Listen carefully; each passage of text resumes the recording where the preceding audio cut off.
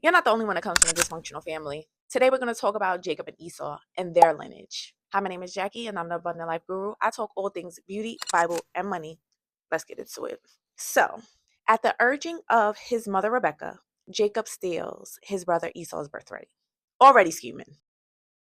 After the scheme is done, Jacob gets scared and he wants to run. So Rebekah tells Jacob, go to my brother Laban's house and lay low. You better lay low. So Jacob goes to Laban's house and he wants to marry one of Laban's daughters, Rachel. He says, okay, I'll work for you for 7 years just to marry your daughter. But at the very last minute, Laban switches things up, does a little switch with Rebekah. Now it's her brother Laban. After he worked 7 whole years, Laban then switches things up and said, okay, you marry Leah instead. Then the next day, Jacob's like, what happened? This is not who I married. This is not Rachel. This is Leah. He said, it's not customary where I'm from that you would marry the younger daughter before the older daughter. So here's Leah. Take her for a while. So Jacob's like, okay, how long do I got to work to get my wife? He said 7 more years. So 7 more years he worked. He finally gets to marry Leah. In that time frame, we're going to fast forward. Leah has 7 kids, 6 boys, 1 girl. Rachel has 1 son, and after years of barrenness.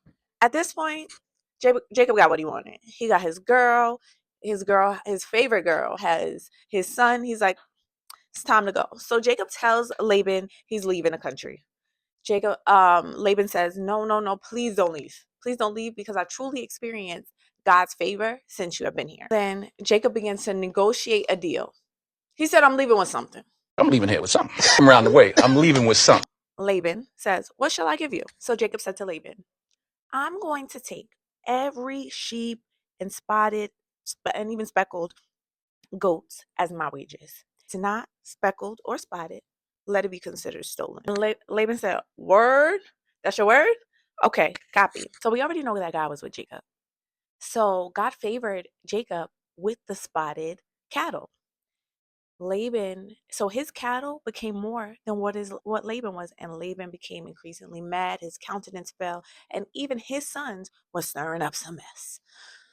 Laban's son said, Jacob has taken all that our fathers, and from what was our fathers, he has acquired all his wealth. And the countenance of Laban fell. The Lord told Jacob, get up out of there. It's time to go. I'm going to be with you. Don't even worry about it. Jacob goes on to have a conversation with his wife and says, I don't even know why your father is mad. He changed my wages 10 times and I still stayed with him. It's time for us to go. Now, let me tell you how they're still scheming and tricking that old Rachel. Just like her father and just like her auntie, scheming. So she stole her father's idols and took them and placed them under her as they were leaving. So then, when Laban noticed that his items were gone, you know what he did? He began to pursue them. And he pursued Jacob and said, you stole my stuff.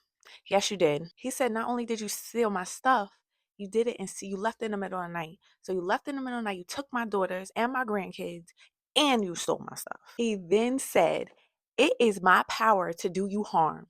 But the God of your father spoke to me last night saying, be careful that you speak to Jacob neither good nor bad. And now you have surely gone because you long for your father's house. But why did you steal my gods?